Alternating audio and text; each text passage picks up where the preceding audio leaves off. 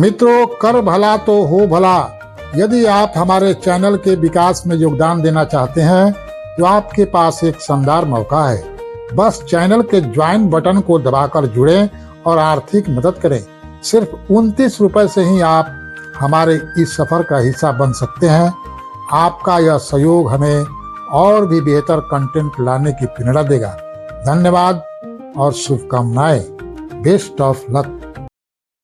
यदि आप एक रिगर फोरमैन है, आपके पास 20 साल का एक्सपीरियंस भी है, तो आप रिगिंग सुपरवाइजर क्यों नहीं बन जाते? दिक्कत क्या है? आपको सोचना होगा आपको कि आप आगे क्यों नहीं बढ़ रहे हैं। आखिर कब तक एक रिगर फोरमैन ही बने रहेंगे? क्या आपने कभी सोचा है इस महंगाई के दौर में पैसे की अहमियत कितनी है? इसलिए आपको रिगर फोरमैन से रिगिंग सुपरवाइजर बन जाना चाहिए ताकि आपकी सैलरी ज्यादा मिलने लगे। आप तो जानते ही है कि एक रिगर फोरमैन और रिगिंग सुपरवाइजर में बस थोड़ा सा ही अंतर होता है। जानकारी के लिहाज से बस उस थोड़ा सा अंतर को पूरा कर एक रिगिंग सुपरवाइजर बन जाना है। बस थोड़ा सा हिम्मत दिखाना है, ज्यादा नहीं। सबको मालूम है कि आदमी हिम्मत कर ले तो कुछ भी कर सकता है। इसलिए मित्रों, आप थोड़ा समय निकालकर इस चैनल के रिगिंग सुपरवाइजर से रिलेटेड वीडियोज को देखते रहिए और चैनल को सब्सक्राइब कर बेल आइकन को दबा दीजिए ताकि आने वाली नई वीडियो आपके पास ऑटोमेटिक पहुंचती रहे। मैं आपको गारंटी देता हूं कि 2 से 3 महीने के बाद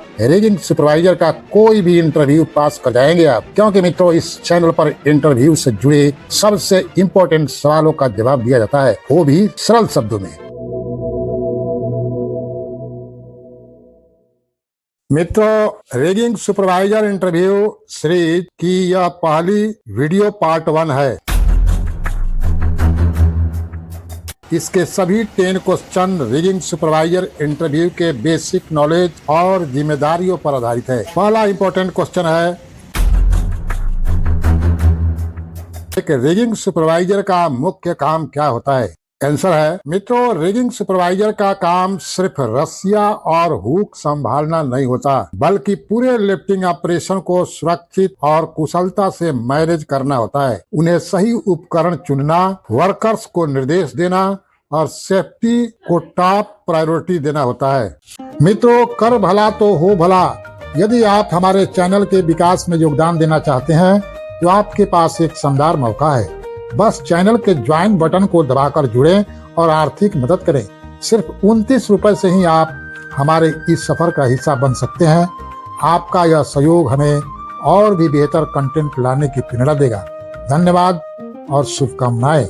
बेस्ट ऑफ लक। अगला क्वेश्चन है, लिफ्टिंग ऑपरेशन से पहले किन बातों का ध्यान रखना जरूरी होता है? इसका आंसर है, तैयारी ही सफलता की कुंजी है। मित्रों, एक रिगिंग सुपरवाइजर को पहले लोड का weight, centre of gravity, lifting point, sling angle और विंड कंडीशन चेक करना जरूरी होता है। इसके बाद टूल बॉक्स टॉक में टीम को ब्रीफ करना पड़ता है। तो इस प्रकार एक रिगिंग सुपरवाइजर को लिफ्टिंग ऑपरेशन से पहले इन सब जरूरी बातों का ध्यान रखना पड़ता है। अगला क्वेश्चन लेते हैं, स्लिंग एंगल का महत्व क्या है? इसका आंसर है, सर, अगर स्लिंग एंगल 90 डिग्री से कम हो तो लोड पर तनाव, टेंशन बढ़ जाता है, जिससे ब्रेक होने का खतरा होता है। इसलिए 45 डिग्री से ज्यादा एंगल हमेशा सेफ होता है। मित्रों, और अधिक जानकारी के लिए आप इस चैनल के प्लेलिस्ट का दौरा बेझिझक कर सकते हैं। प्लेलिस्ट में आपको ढेरों सारे वीडियोज मिल जाएगी जो आपको निश्चित रूप से क्लाइंट इंटरव्यू में मदद करेगी। अगला क्वेश्चन है, लोड चार्ट क्यों जरूरी होता है? इसका आंसर है, सर, जैसे डॉक्टर के बिना दवा नहीं लेना चाहिए, वैसे लोड चार्ट के बिना लिफ्ट नहीं करना चाहिए। ये चार्ट क्रेन की लिफ्टिंग कैपेसिटी बताता है ताकि ओवरलोडिंग से एक्सीडेंट न हो। इसलिए लोड चार्ट जरूरी होता है। नेक्स्ट इंपॉर्टेंट क्वेश्चन है, लिफ्टिंग टैकल इंस्पेक्शन कितनी बार करनी चाहिए? आंसर है, सर, जब तक सुरक्षित न लगे तब तक चेक करते रहो के सिद्धांत पर इंस्पेक्शन करते रहना चाहिए। डेली विजुअल चेक और हर 6 महीने में थ्रो आउट इंस्पेक्शन जरूरी होता है। नेक्स्ट इंपॉर्टेंट क्वेश्चन है, लिफ्टिंग प्लान क्यों बनाते हैं? इसका आंसर है, जैसा कि हम लोग जानते हैं कि बिना प्लान के खेल मत खेलो। ठीक इसी प्रकार लिफ्टिंग प्लान एक ब्लूप्रिंट होता है जो बताता है कि कैसे, कौन, क्या और कब लिफ्ट होगा ताकि कोई गड़बड़ ना हो।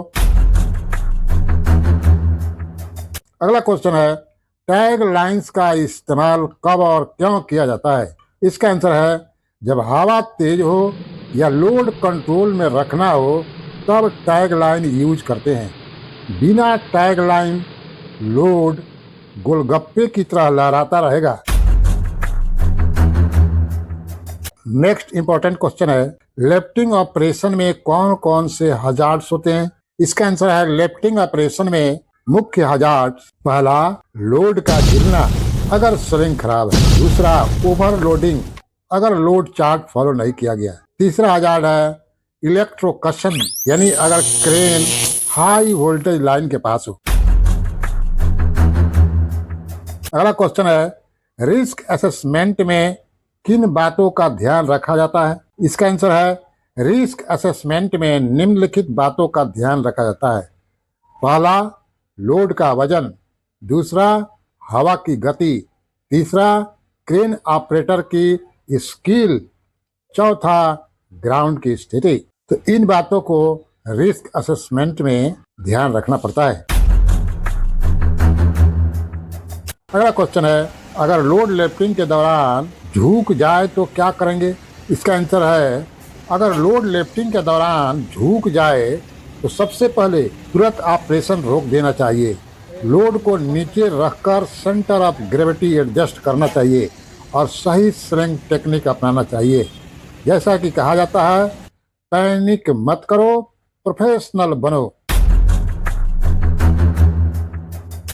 तो इस तरह हम लोगों ने रिगिंग सुपरवाइजर इंटरव्यू सीरीज की पहली वीडियो पार्ट 1 समाप्त हो रही है, जो रिगिंग सुपरवाइजर के बेसिक नॉलेज और जिम्मेदारियां पर आधारित है। जल्द ही इस सीरीज की पार्ट 2 वीडियो भी अपलोड हो जाएगी जो एडवांस लिफ्टिंग टेक्निक पर आधारित होगी।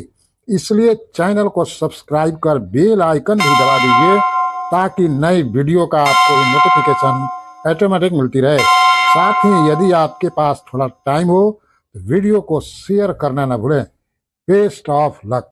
मित्रों, और अधिक जानकारी के लिए आप इस चैनल के प्लेलिस्ट का दौरा बेझिझक कर सकते हैं। प्लेलिस्ट में आपको ढेरों सारे वीडियोज मिल जाएगी जो आपको निश्चित रूप से क्लाइंट इंटरव्यू में मदद करेगी। वीडियो देखने के लिए बहुत बहुत धन्यवाद मित्रों। Best of luck.